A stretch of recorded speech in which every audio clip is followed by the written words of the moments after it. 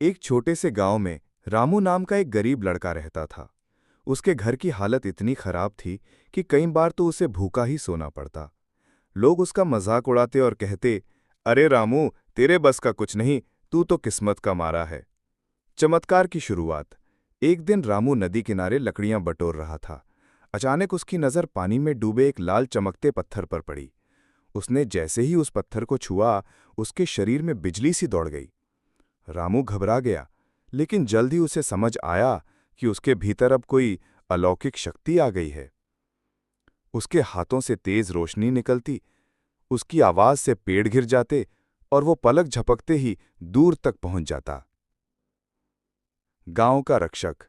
रामू ने ये बात किसी को नहीं बताई, लेकिन जब गांव पर मुसीबत आई तो उसने अपनी ताकत का इस्तेमाल करना शुरू कर दिया। जब गांव में आग लगी तो उसने अपने हाथों से बरसात जैसी ठंडी रोशनी बरसाई और आग बुझा दी। जब डाकू हमला करने आए तो रामू ने हवा सी तेज गति से उन्हें गिराकर भगा दिया।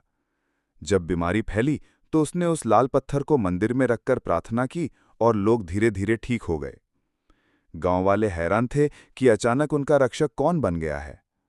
कभी किसी ने लाल रोशनी देखी, कभी उड़ता हुआ साया, सब उसे गरीब शक्तिमान कहकर पुकारने लगे। सबसे बड़ा संकट।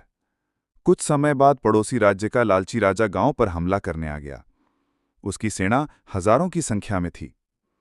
रामू जानता था कि अब ये लड़ाई आसान नहीं है। उसने लाल पत्थर को हाथ में लेकर कहा, हे शक्ति, मेरी जान ले लो, लेकिन मेरे गांव को बचा लो।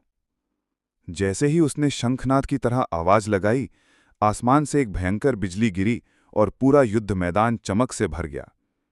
राजा और उसकी सेना अंधी हो गई और भाग गई। लेकिन जब धुआं छटा तो वहां रामू नहीं था।